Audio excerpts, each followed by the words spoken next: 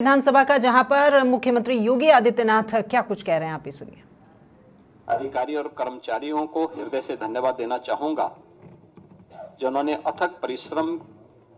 से उत्तर प्रदेश की आशा और आकांक्षाओं के अनुरूप इस बजट को आज सदन के पटल पर प्रस्तुत किया है।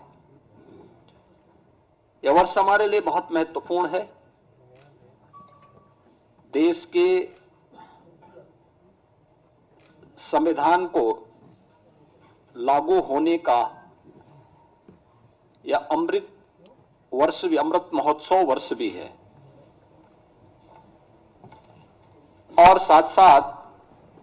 उत्तर प्रदेश की स्थापना का भी यह अमृत महोत्सव वर्ष है। ये दोनों कार्य जनवरी 1950 में हुए थे और इसलिए 75 वर्ष की शानदार यात्रा के साथ आगामी 25 वर्ष की हमारी क्या योजना हो सकती है, उसका एक रोड मैप तैयार करने के लिए बजट अत्यंत महत्वपूर्ण है। इस अवसर पर हम सब संविधान के शिल्पी बाबा साहब भीमराव अंबेडकर, जिनके नाम पर डबल इंजन की सरकार लखनऊ में बाबा साहब भीमराव अंबेडकर स्मारक और सांस्कृतिक केंद्र की स्थापना कर रही है, संविधान के 75 वर्ष की इस यात्रा के लिए उन्हें विनम्र श्रद्धांजलि अर्पित करता हूं और यह केंद्र बहुत शीघ्र बाबा साहब भीमराव अंबेडकर के विचारों का एक केंद्र बनकर के संविधान की मूल भावनाओं के अनुरूप वंचितों को वरीयता देने के क्रम को तत्परता के साथ आगे बढ़ाएगी। यह एक नया माध्यम होगा और इसी को थीम में रख करके हमने 2025-26 का अपना बजट प्रस्तुत किया है। मुझे बताते हुए प्रसन्नता है कि पिछले जो बजट हम लोगों ने प्रस्तुत किए थे उन सब की अपनी एक थीम थी। 2017-18 का जो बजट था वह उत्तर प्रदेश के अन्नदाता किसानों को समर्पित था। अन्नदाता किसानों के हितों के लिए जो अनेक कदम सरकार ने उस समय उठाए थे, उनके ऋण माफी के कार्यक्रम रहे हों, उनकी फसल को प्रोक्योर करने के लिए प्रोक्योरमेंट सेंटर और एमएसपी का नाम उन तक पहुंचाने के कार्यक्रम रहे हों, चीनी मिलों के पुनरुद्धार के कार्यक्रम और वर्षों से लंबित गन्ना मूल्य के भुगतान को एक समयबद्ध तरीके से आगे बढ़ाने का कार्यक्रम रहा हो, अच्छे किस्म के बीज और सिंचाई के बेहतरीन सुविधा उन्हें उपलब्ध कराने का रहा हो, ये सब कार्य तत्परता के साथ इसके लिए कदम बढ़ाए गए और आज मुझे प्रसन्नता है कि डबल इंजन की भारतीय जनता पार्टी की सरकार के द्वारा जो कदम 17-18 में उठाए गए, आज उसका परिणाम है उत्तर प्रदेश के किसानों की आमदनी को, जो 2017-18 के पहले आत्महत्या करने के लिए मजबूर होता था, आज उसको दोगुने से अधिक बढ़ाने में मदद मिली है। वर्ष 18-19 का जो बजट था वह बजट हम लोगों ने उत्तर प्रदेश के बीमारू राज्य से इसको उभारने के लिए इंफ्रास्ट्रक्चर और औद्योगिक विकास के लिए समर्पित किया था। आपने देखा होगा एक्सप्रेस वे में जो उत्तर प्रदेश की भागीदारी बहुत कम थी, आज गंगा एक्सप्रेस वे के पूर्ण होने के साथ ही उत्तर प्रदेश की भागीदारी देश के अंदर इंफ्रास्ट्रक्चर एक्सप्रेस वे में 55% से अधिक हो जाएगा। औद्योगिक विकास की दृष्टि से उत्तर प्रदेश का पहला इन्वेस्टर समिट भी हम लोगों ने 2018 में यहां पर संपन्न किया था और उस दृष्टि से 2018-19 का ये बजट हम लोगों ने प्रदेश की जनता को समर्पित किया था। वर्ष 19-20 का बजट प्रदेश में महिला सशक्तिकरण को समर्पित था, जिसमें हम लोगों ने प्रदेश की मातृशक्ति के उन्नयन के लिए अनेक योजनाएं चलाई थी, जिनमें सामूहिक विवाह, मुख्यमंत्री सामूहिक विवाह की योजना हो, मुख्यमंत्री कन्या सुमंगला की योजना हो, या उत्तर प्रदेश में मिशन शक्ति के कार्यक्रम के माध्यम से महिला सुरक्षा, महिला सम्मान और महिला स्वाभिमान, स्वावलंबन, इन कार्यक्रमों को प्राथमिकता के आधार पर आगे बढ़ाने के साथ ही उत्तर प्रदेश के पुलिस बल में महिलाओं की भर्ती को 20% अनिवार्य करने के कार्यक्रम को प्राथमिकता देते हुए आगे बढ़ाने का कार्यक्रम, यह महिला सशक्तिकरण के लिए उठाए गए कदमों का परिणाम था। वर्ष 2020-21 का बजट हम लोगों ने उत्तर प्रदेश के युवाओं को और उनके लिए अधिक से अधिक एम्प्लॉयमेंट बढ़ाने के लिए समर्पित किया था, और इसमें 2 करोड़ युवाओं को टैबलेट और स्मार्टफोन के माध्यम से तकनीकी दृष्टि से सक्षम बनाने के कार्यक्रम को आगे बढ़ाने, अनेक अन्य कार्यक्रमों को इस दृष्टि से हम लोगों ने प्रदेश की जनता जनार्दन के लिए समर्पित, युवाओं को समर्पित किया था। 2021-22 का जो बजट था हमारी सरकार का, वह स्वावलंबन से सशक्तिकरण की ओर था। एमएसएमई की योजनाओं के माध्यम से प्रदेश के परंपरागत जो उत्पाद थे उनको प्राथमिकता देते हुए स्वावलंबन के माध्यम से आत्मनिर्भरता के लक्ष्य को प्राप्त करने की दिशा में और उसके माध्यम से सशक्तिकरण के लक्ष्य को आगे बढ़ाते हुए कार्य किया गया था। 2022-23 का बजट अंत्योदय से आत्मनिर्भरता की दिशा में हम लोगों ने उस समय इस कार्यक्रम को आगे बढ़ाया था। पंचायतों के आत्मनिर्भरता के लिए पहली बार ग्राम सचिवालय के निर्माण के कार्यक्रम को आगे बढ़ाया गया था। पहली बार उन सभी क्षेत्रों में कार्य प्रारंभ हुए थे जो महिला सशक्तिकरण के लिए भी महत्वपूर्ण थे, और ग्राम्य विकास की दृष्टि से हमारी जो आज भी लगभग 70% के आसपास आबादी ग्रामीण क्षेत्र में निवास करती है, उनके लिए इस कार्यक्रम को आगे बढ़ाया गया था, जिसका परिणाम है कि आज उत्तर प्रदेश के हर ग्राम पंचायत में 5 से 7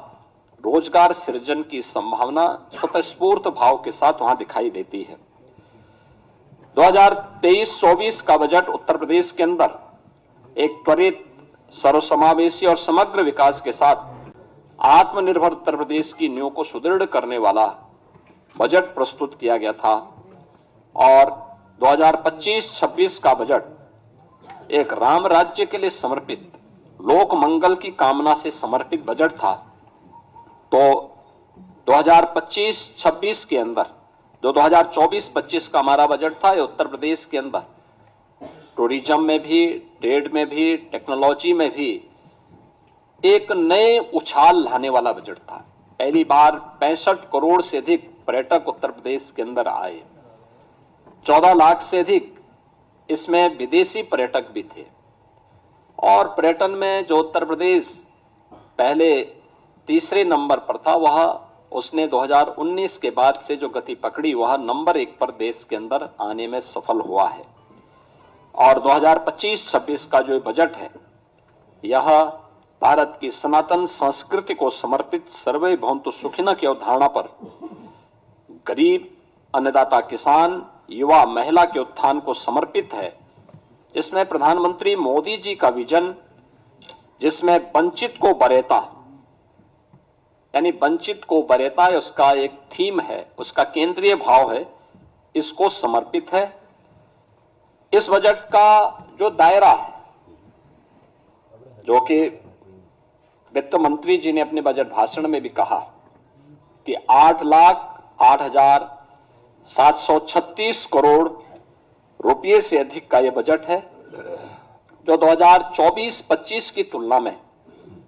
9.8% अधिक है। इसमें एक तरफ जो बजट का आकार में बढ़ोतरी ये राज्य के सामर्थ्य को प्रदर्शित करता है, तो दूसरी ओर यह बजट डबल इंजन सरकार की प्रतिबद्धता को भी दिखाता है। इस बजट में हमने 2,25,561 करोड़ 49 लाख रुपए कैपिटल एक्सपेंडिचर के लिए इसमें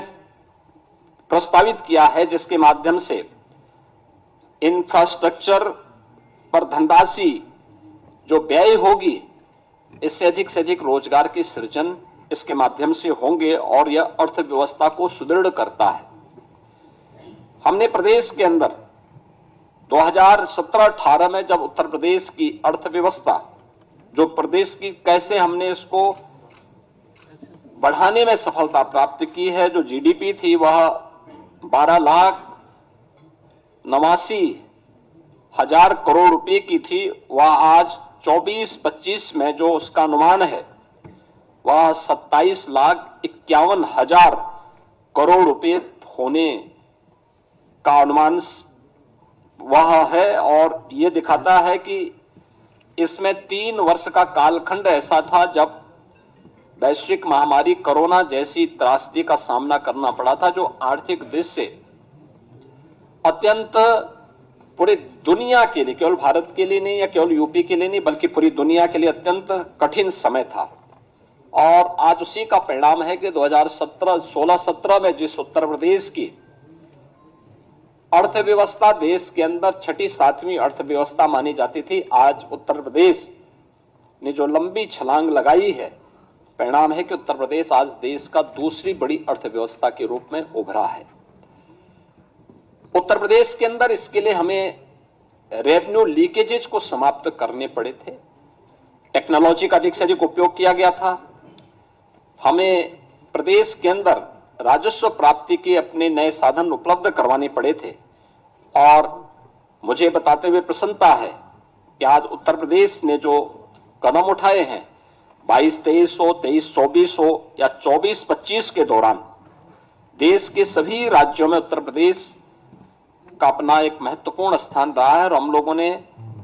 अपने राजस्व प्राप्ति करने के लिए जो कदम बढ़ाए हैं वह अत्यंत सराहनीय माने गए हैं पूरे देश के अंदर, और वित्तीय क्षेत्र के जानकारों ने उसकी सराहना भी की है। मुझे बताते हुए प्रसन्नता है कि आज का जो बजट प्रस्तुत किया गया है, यह बजट जो कुल राजकोषीय घाटा है वह सकल राज्य घरेलू उत्पाद का, यानी जो FRBM की जो लिमिट है रिजर्व बैंक ने घोषित की है 3% के अंदर, वह 2.97% है। और यह एक वित्तीय प्रबंधन की दृष्टि से एक बेहतरीन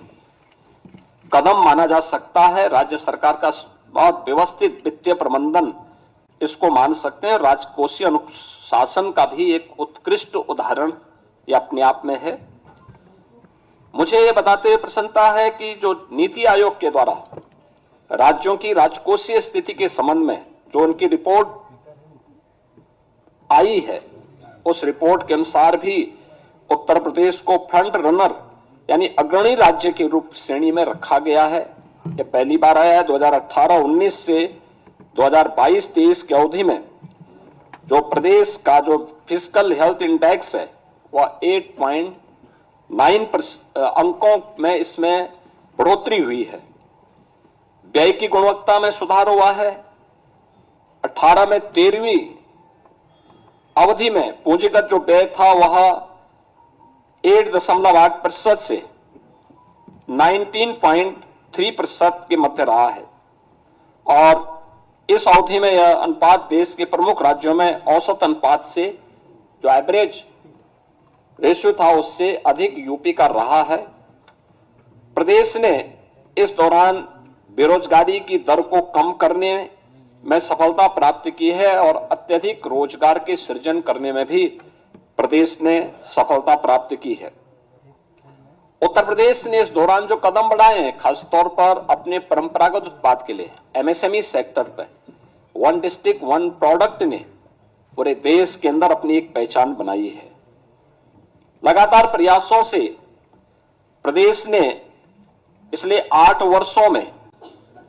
45 लाख करोड़ रुपए के निवेश प्रस्ताव प्राप्त किए हैं, जिनमें से अब तक हम लोग 15 लाख करोड़ रुपए से अधिक के निवेश प्रस्ताव को जमीनी धरातल पर उतारने में हमें सफलता प्राप्त हुई है। और इसके माध्यम से हमने 60 लाख से अधिक उत्तर प्रदेश के युवाओं को सीधे नौकरी प्रदान करने में भी सफलता प्राप्त की है। हमने बजट में, इस बार के बजट में 28,478 करोड़ और 31 लाख रुपए